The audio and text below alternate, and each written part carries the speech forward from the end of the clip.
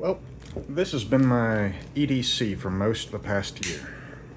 Cold Steel 4MAX Scout. When I first learned of this knife, I bought it as sort of just something I thought would be cool to have. I didn't expect that I would actually carry it because I thought it would be too big. That's what the common internet knowledge was. Maybe you'd carry this out in the woods, but it's really too big and too heavy to carry on an EDC basis. Well, I'm here to tell you that's not true. I've carried other knives over the past year, but this has been the one that I prefer carrying, and this has been the one that I've carried the most. It is a big, heavy knife. Going off of memory, I think it's over 10 ounces in weight. And you can see how it fits in my hand. I have roughly average size hands for a man. It's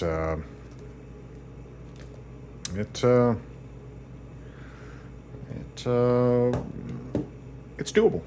And the steel is all a US 10, and I've been impressed with its edge holding abilities.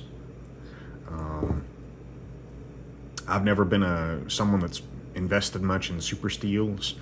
Probably the two best steels I've ever had experience with personally have been this and VG10 from Spyderco, and I would say I think this is a little bit better than Spyderco's VG10. I prefer it to VG10 anyway. The handle is FRN, but it's got sort of this little pebble texture. When you first get this knife, it was I think it was a little bit more gritty feeling. It was a little bit more, the pebbles were a little bit sharper, I think, but they've smoothed it out some, so it's not quite as aggressive a grip as it was when it started. But be that as it may, now due to the shape of the grip, it feels quite secure in the hand. You've got this ridiculously heavy jimping here, which works well. Got a little finger choil. You can choke back on the grip for more, chopping or hacking.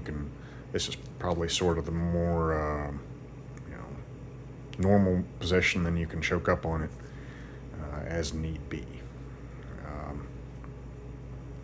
Blade is quite thick. I want to say it's 3/16 of an inch, if I'm not mistaken.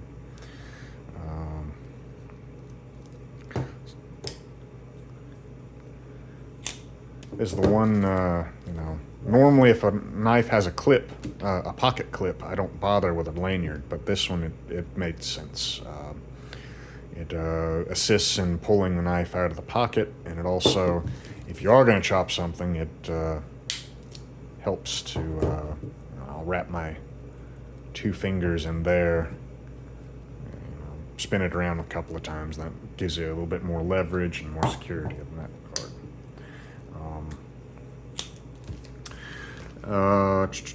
This pocket clip is one of the best pocket clips I think I've encountered.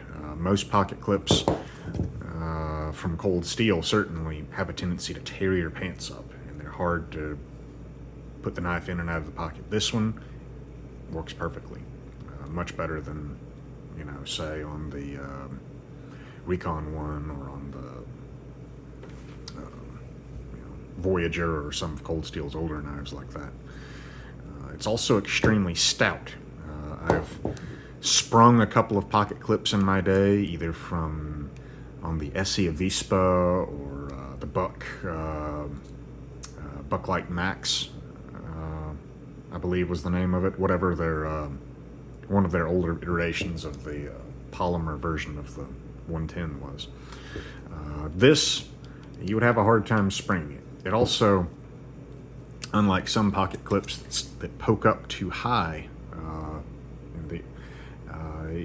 this one doesn't snag at all. You're not going to tear holes in car upholstery or anything like that. It's just a well-designed pocket clip, and I thought I would and take a minute to appreciate that. The blade does have a tendency to develop some rust spots. I've never seen it on the edge, but near the pivot and things like that, where it's a little bit harder to clean, it will rust up a little bit, or discolor, I should say. It's easy to deploy, either thumbing it open, or let's see, I'll switch to my right hand. I'm a right-hander, but I usually film with my left hand, which makes things easier, more difficult. Very flickable. Close it one-handed that way. Flick it open with your ring finger.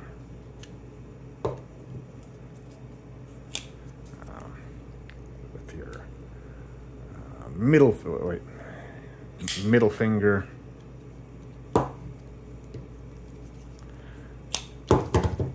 Do the spider drop. Obviously, you can just do this. Or you can do sort of the trick, which I call the moose knuckle, and open it that way. Just somewhat fidgety little knife in that regard. It's obviously extremely sturdy and tough. It has a tremendously thick lock bar and Andrew Demko's triad locking system. And the triad cross slug is oversized. Even that is oversized on this knife relative to his older designs and smaller designs. But all in all, it's an extremely comfortable knife. It's, I think sometimes knife people who are more knife enthusiasts rather than gun enthusiasts, tend to think that you can't pocket carry something like this comfortably. Well, guess what? Sometimes I'll pocket carry a Glock 43. That's bigger, bulkier, and heavier than this. In the past, I've pocket carried a Glock 26, which was bigger, bulkier, and heavier than that. Plenty of people pocket carry Smith & Wesson J-frames. Plenty of people pocket carry all sorts of things. So don't tell me a 10-ounce knife is too big for comfortable pocket carry, because it's just not. If you're used to very small knives, then it will be a little bit of an adjustment, but I wouldn't say that this is necessarily any less comfortable to carry than a Spyderco Endura for me, which is one of my other main carry knives. The main problem it has is just the wideness of it. It does take up some real estate in the pocket, but nonetheless, I typically carry this in my right front jeans pocket or cargo pants pocket, and I'll carry it along with my smartphone and my keys generally, and that's not an issue at all. The other main issue is, of course, this is not the best blade for doing very fine tasks. It's fairly thick and obviously very wide and heavy. So slicing a tomato, I have done it, and it works okay, but it's certainly not going to work like a paring knife. If you're doing some fine whittling or something like that, or trying to dig a splinter out, this is not going to be the best knife for that. You can do it, but think of this more, this is much more like a folding bushcraft knife than it would be something more like a Victorinox camper, for example. That's a great knife for fine detail work. This knife, I think, is it's a folding fixed blade, pure and simple. It's not the best at everything. In fact, it's probably not the best at anything, but it, and it's just fun. Whenever someone sees it for the first time, there's always a little bit of a wow factor, I've never had anybody, get intimidated by it. It's just something people typically get amused by. At least where I live. I live in the South, where it's, you know, it's more or less expected that a man will carry a pocket knife, and many women do as well. But you know, at least around here, people are always a little bit bemused when they see it, which was what I was going for. It bemused me when I saw it online.